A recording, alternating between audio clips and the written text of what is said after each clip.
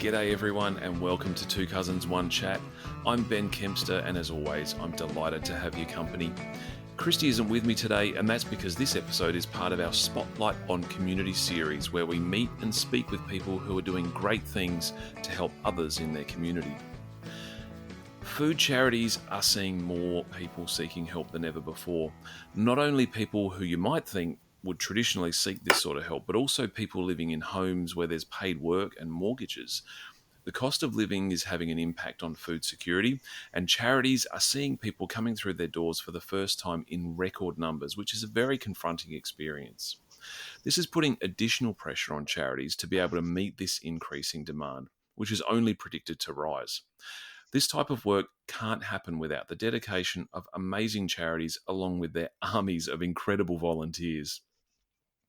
Today, I'm very lucky to be joined by two people from one of these amazing charities, Roxy Jones and David Evans. They're from Food on the Table, which is a charity here in Adelaide providing meals to people throughout South Australia who are struggling with food insecurity and experiencing homelessness. Roxy is the General Manager at Food on the Table and has just celebrated her 1-year anniversary in the role. Roxy's career has been spent mostly in the not-for-profit space. After moving home in 2021 with her husband to be with her wider family, Roxy then had her second baby. She now has two little ones, 2 and 4, and they're settled here for the long haul, which is great news for SA. Roxy's also passionate about sport, especially netball, and coaches and plays with her local club Walkerville, and she hopes to bring her kids up in both her sport and work communities. And we're also joined by David Evans, who's Deputy Chairman of Food on the Table, which is a pro bono board role that he has proudly held for almost 2 years. David's involved in many aspects of the charity, including the all-important fundraising committee that drives revenue raising, which allows Food on the Table to further help those that need it. David's also CEO and executive board member of Spenless and Corosol Shoes, which has around 2,000 amazing team members. Growing up in a family that has always given back to the community, David's been involved in many other boards and committees over time, including as Vice President of the South Adelaide Basketball Club. And I am delighted to have you both join me today. Welcome. Hi, thanks so much for having us, Ben. Yeah, likewise, Ben. We really appreciate the opportunity to have a chat to you today and tell a few people about our charity. It's amazing. I'd be surprised if either of you have any spare time when I read those things out. I'm out of breath just getting through what it is you guys are doing. Amazing. You Roxy, know what they say, Ben, if you want something done, ask a busy person. Exactly. Is that why I've got nothing to do? Oh, okay, must be. Roxy, I'll start with you. You're the General Manager of Food on the Table. Can you tell us about the charity and its main purpose? Of course. Food on the Table has been around now since around 2017. It started as a little cafe that was paying forward the profits to help people that they were noticing in Adelaide that had a need, experiencing homelessness and really struggling. When COVID hit, that became exponential. That grew so much that they decided to actually reframe the way that the business is running, and started and made it an exclusive not-for-profit organisation, and basically outgrew their space really quickly. So around 2 years ago, we moved to our location in Hindmarsh on Chief Street, and really started to hone in on how we could help. We are now making between 2,500 meals every single week. We make those meals, they're nutritious and they're enjoyable, and we deliver them out through charity partners. So the likes of Hutt Street Centre, Baptist Care, Puddle Jumpers, domestic violence shelters. Basically, if there's a need and there's someone that has an open door policy, we are more than happy to support any way that we can. And we're doing that as often as we can to help all of those South Australians that are having a really hard time. I think it's probably important that I jump in there and say that we do provide food for free. So there is no thanks, Dave. No cost involved in doing that. Yep. So I think very important that we just get that out there. Yeah, absolutely. And Roxy, you've said that you love working with people, building and participating in the community and growing networks, finding ways to work together and achieve more. So what does a typical day in the life of Roxy Jones look like at Food on the Table? A typical day is kind of not a thing in our organisation, to be honest. So every day is a little bit different, and that's part of what I love so much about it. But really, I get to meet with our charity partners, as I talked about. I get to engage with our volunteers. I get to work with corporate groups or organisations that are volunteering, donating, partnering, and then I also meet with other people in the community that want to learn about us and help us out any way that they can. So, I'm very lucky to be in the position I am, where I get to engage with incredible people all day long, and all of us building a community to try and make a difference. Incredible. Yeah, that's great. And David, you've been involved with Food on the Table now for nearly 2 years. What led you to taking on the role of Deputy Chairman? Well, I'd start by saying that I didn't take on the role of Deputy Chairman to start with, and it is typical of what's happening with our charity. It continues to evolve. So I guess by way of background, I've always grown up in a family that people have liked to give to other people. I'm a firm believer that there's people have time, people have money, and some people are very fortunate to have both. Well, I grew up in the family without the money, but with the time. So we always gave. So I've always given something to somebody, and I was involved in variety for quite some time. I was very fortunate. I did 5 variety moto runs, a great experience. And I was just really looking for something different. And you would relate to, Ben, because you've been to Soup and Sleep, and we'll talk about that. But we have like most charities, we have some key drivers, and Mike Chalmers, one of the founding members of our charity, and Tim Seymour Smith that he started with. Let's just say he's a very persuasive man. So I went to a function, and then before I knew it, I was the auctioneer. I got up there and flogged a whole heap of stuff that nobody wanted, but made, I think, something like $25,000. So Mike, being Mike, and I probably wasn't smart enough to realise at first what he was doing, he then came to me and said, can I have a coffee? I should have known where that was heading. So we had a coffee. And during that coffee, he started to talk to me about a board. And he said, I've noticed from LinkedIn, you've been involved in a few boards. You've done the company directors course. And, we probably need to get more of a more professional board, with all due respect to the board members of the past, look at governance and all of those things that charities and all boards need these days. So before I know it, I was having a conversation with him about the structure of the board, which then led to, geez, you seem to know a lot about boards. Why don't you come on board? Excuse the pun.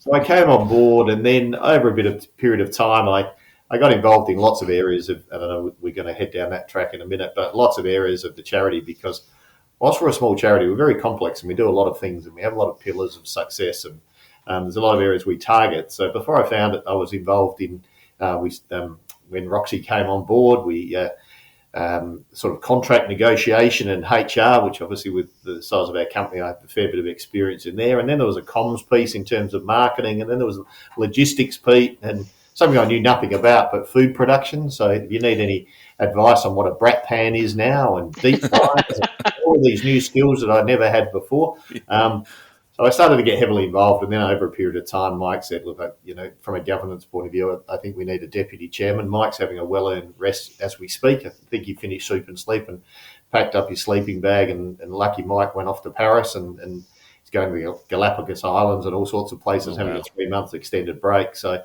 I guess by default, I'm now the deputy chairman. But I say it tongue in cheek, but I really enjoy it, and I really get to work with Roxy, who's the figurehead for the charity now, that's driving it a lot better than we could as part-time board members.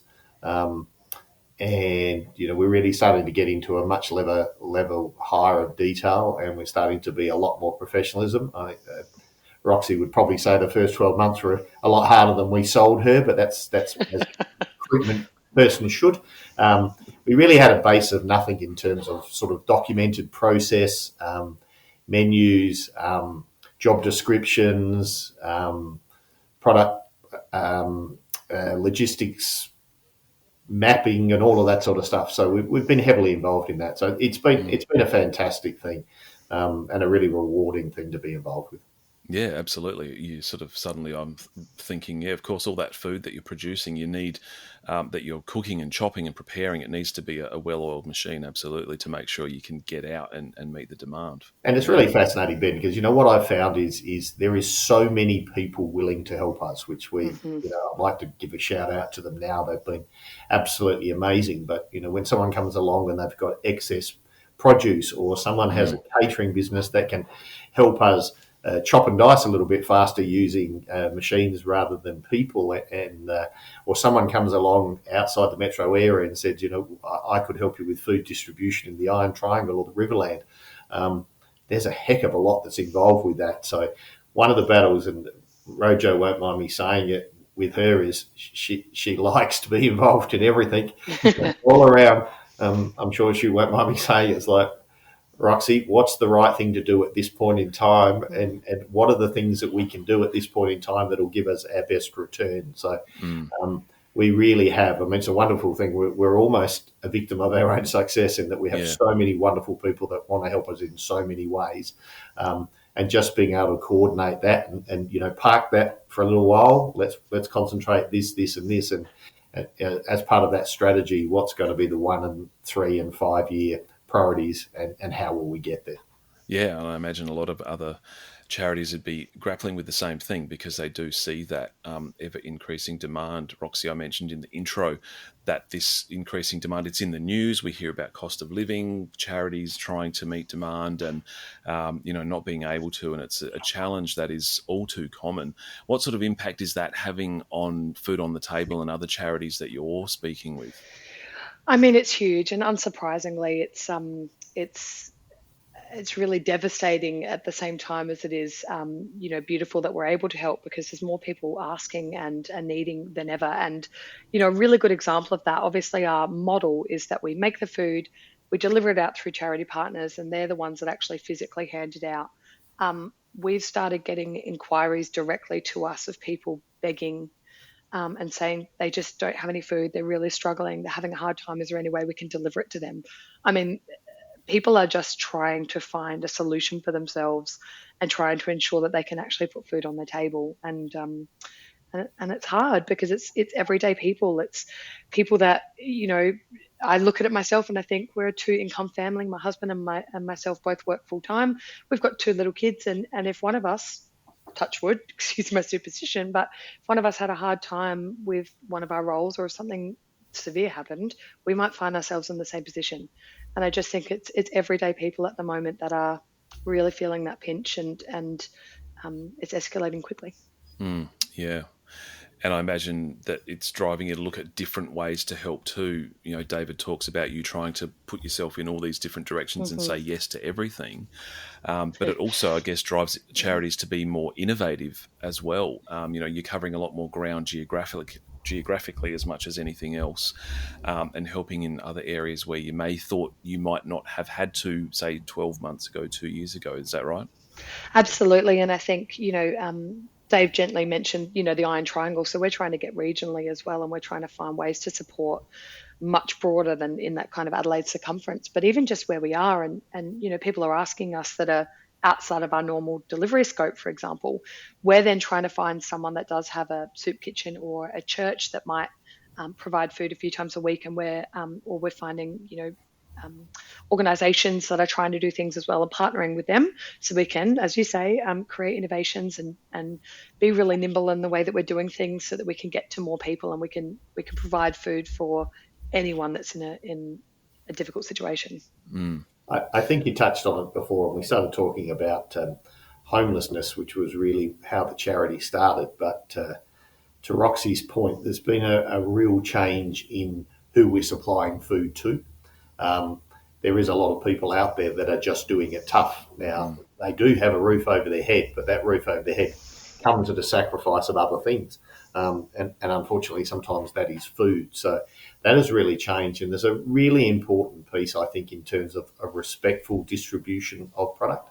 A lot of people that aren't used to being in tough times really struggle in tough times. And it takes a lot of resilience and character to admit that they're doing it tough. So we had a wonderful trip up to the Riverland, and we distribute food to a special school in the Riverland. And the principal there was talking about, the pride of the parents in terms of, she just subtly gives them the food when she knows that they're struggling. And I just thought it was a beautiful piece that, she just recognised that, these people don't want to admit that they're doing it tough, but they were extremely appreciative when they were given the food. Yeah, and the stigma would get in the way of people reaching out for help. So how many people aren't getting that help because of, all of those pressures from family and society? Yeah, it's Yeah, quite and sad when you think just about it. internally, as you know, as a parent, you're Mm, struggling. Do you really want your kids to know that you're struggling? mm. Where if that food just happens to turn up, it becomes pretty special. I just wondered whether it was possible. Just want to talk about maybe some of the areas that we operate in, because we've had a focus during this chat, particularly about food production. And food production is in our charities an easy thing to measure. We very proudly did over 100,000 meals last year, and how important that is. But it is only one of the pillars that we operate in. So, if you don't mind, I just wanted to talk a little bit about obviously the importance of fundraising, which is Roxy's area. And we do have soup and sleep, and it's our one big significant event. So as a board, that's great, and we're delighted by how successful that is. But that is a little bit of a risk to us from that one event. So fundraising and building that community is something that's really important to us. So we have more events than just soup and sleep.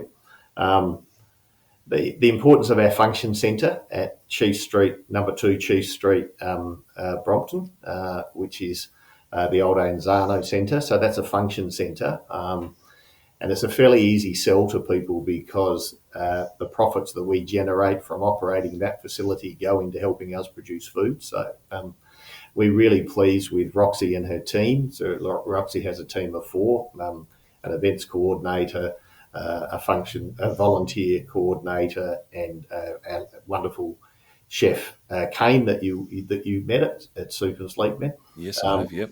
And so that function centre is really important, and you can grab our details. I assume it's www.foodonthetables.com.au. Am I right there, Rox? .org.au, but very close. That was it might be the case, but anyway, food on the table. So that Just function Google it. centre is really important. And another area that we're really growing at is corporate partnerships. So we have, and obviously a corporate partnership could be around money, and we love money, and we will take any money that you will give us.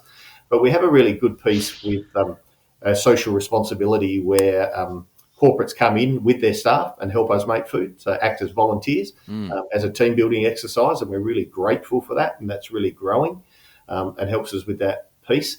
And then the other one is education. So we do a lot of work in schools with education, not always high profile private schools, but that's certainly one where it's in their curriculum that they want to understand that there is people out there that need help. So they're really important areas that we operate within our charity. Yeah, absolutely. Yeah, that's so many things going on there. Go There on, are so Roxy. many things. Can I tack one more thing onto that? Please. Just to give some extra components. But we've talked a lot about our volunteering, and obviously exactly what Dave said. There's so many other things that are really important to us, but we also try and create a really inclusive and safe environment for anyone from all walks of life. And what we've actually started to establish is ongoing relationships with people that have either intellectual or physical challenges. Mm-hmm. And we've partnered up with Barkuma and Minda at the moment, who have got people coming in every single week and volunteering for us. And it's such a beautiful relationship, and I want to talk about it because I'm so excited. It's one of their favorite days of the week, and it's one of our favorite days of the week when each of them come in. and not only have they really, and I'm probably speaking more about the Minda guys that come in every week and they make cookies, and it's this recipe that they've, that we're adapting a little bit, but they get really excited and they come in and they make it, and they're probably the most popular people in our organisation because everyone wants to work with them and they're just a delight. So we're really proud of the fact that we want to create space for anyone to come in and enjoy themselves whilst also giving back. And we've had some success stories where we've worked. So in particular, some of those come in with their carers that are wonderful. But we've helped a few people get trained to go out into the workforce and get meaningful employment. So that's just been a wonderful thing to see someone come in with a support worker and then learn some skills in terms of hospitality in the kitchen and then go out. And this particular young man came to Soup and Sleep and just couldn't wait to tell us that he had this new job and couldn't wait to tell us all about it. Just fantastic. Yeah, I remember seeing at Soup and Sleep there was a video that he did, Oh, and I yes. think everyone teared up immediately as soon as we Myself started watching the included, video. talking Yeah, about it. Yeah. yeah, that's right. Yeah, I think you apologised about 20 times for tearing up that night. I think is that if I'm not Yeah. mistaken. Yep, that's probably about right, Ben. Fantastic. Yeah. So, I mean, obviously, Soup and Sleep is a big fundraiser. As you said, it is Mm. a big risk. You know, it needs to succeed because of the amount of effort that you put into it, of course. But it is your major event for the year in terms of fundraising. Roxy, can you tell us a little bit about the event itself Yeah, of and what course. happens? What happens at a Soup and Sleep? I mean, I was going to throw back to you, Ben, seeing as how you've enjoyed the Okay, experience I yourself. It would be have. really lovely to hear it from your perspective, not to put you on the spot at all. Well, Roxy, let's maybe you look. tell him what we hope to achieve, and he'll tell you whether we achieved it. How does that sound? That's it. Great, Dave. It's great. Always Well, diplomatic. Yeah.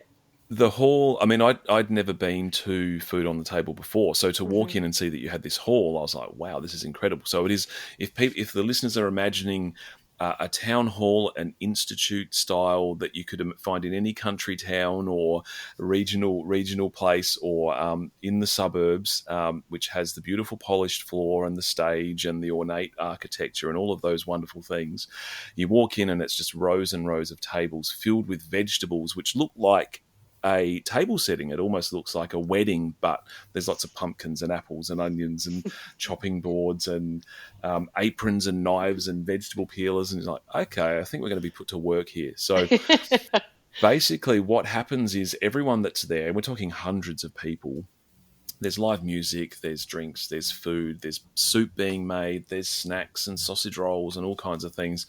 But everyone that's there chops lots of veggies and basically does food prep, which is used to make soup for the next week or so. And it was so much fun. We had a lot of fun at our table, and we were all chatting, and we were busy, and there was music, and it was amazing. And then we heard from some charities, and we heard from some people who have benefited from Food on the Table. And then we all slept in a car park, which is to give us all an experience of what it's like to actually be homeless. Although we had full tummies, we'd maybe had a couple of red wines, and we'd had a lot of fun, and we knew we were going to be fed as soon as we got up in the morning. So it gives you a lot of perspective, because it's quite scary to think I'm going to be sleeping outside.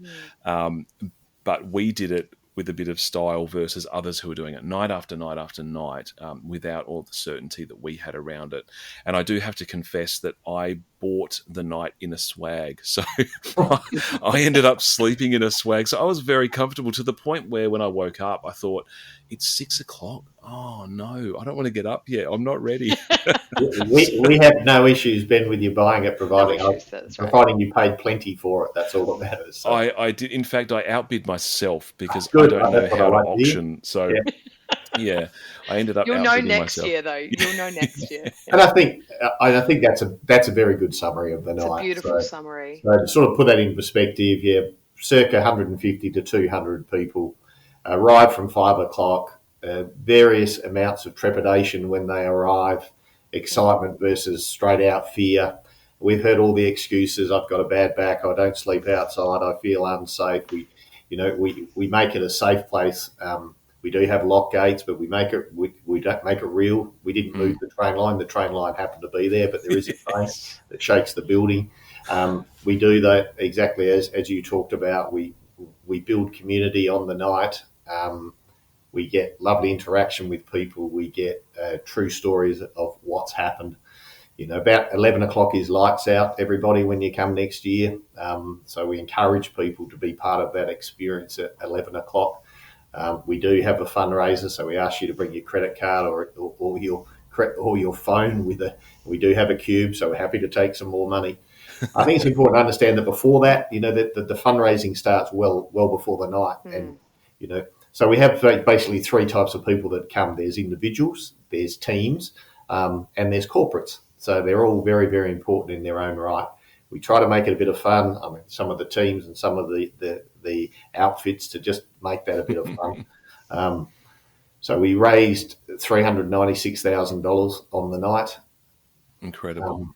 Well, and in the lead up, as you say, Dave. Yeah, amazing. Which is incredible. We sleep as best we can. And then, that experience, as you said, you wake up at 6 o'clock cozy. That's probably quite unusual. Most people wake up before that. Kane and the wonderful volunteers make bacon and eggs rolls. They've never tasted so good. We have a wonderful person that comes and brings his coffee van. Yep. And just that whole, to me, that spiritual opportunity to stand around with your hands around a cup and reflect on what you've done and reflect on what you've helped us achieve is pretty special. Yeah, absolutely. Yeah, well, I'm certainly going to be there again next year. Can I just put that placemat in place? June the 5th, just to put that in your diary. Okay. It was June the 4th last year, June the 5th this year. So fantastic. Well, we will plug it at least through, for what it's worth, through our little show. Absolutely. So obviously we need to Google www whatever it was, David. You knew the website. foodonthetable.org.au. I think is what I got corrected. Roxy's very good at correcting me, and I very much appreciate that. Because it sounds like there's a lot of ways people can get involved, whether it's volunteering, donating, or giving money, or getting their companies involved or their schools involved. So, I encourage our listeners to have a look at Food on the Table, stay up to date, consider signing up for Soup and Sleep, because it is a great experience, and I mean it when I say that I will definitely be back there next year. Can we plug one more event, Ben, while we're here? Please. Roxy, your Christmas function. Of course. So I was gonna jump in. So great minds think alike, but something that, as Dave said, when we Soup and Sleep is an amazing event, and it obviously gives a really, I guess, all-round experience onto what some people are going through, and it helps us raise quite a lot of money. But we wanted to bring a couple of other things for everyone, something that's a little bit more I guess, palatable for some or feasible for some, or whatever that looks like. So we've got a Christmas lunch on the 22nd of November. We're just about to launch it in the next day or two, I'm hoping, now that I've told everyone. But basically, it's without having to sleep in the car park. You still get to come to the hall. We'll have everything beautifully set up. We want to be able to encourage people to bring their team, bring their group at work, come with their family and friends. But we want to be able to get everyone together and reflect on what a beautiful year that we've had, and talk about the success that we've been able to have in helping those that are struggling, whilst having our Christmas lunch and fundraising at the same time, so that we can put more food on the table for those people that are struggling over Christmas this year. But wait, there's more. If you can't come, we're doing a virtual. So like the big test in Sydney, you can pay forward, you can buy a virtual seat at our Christmas function.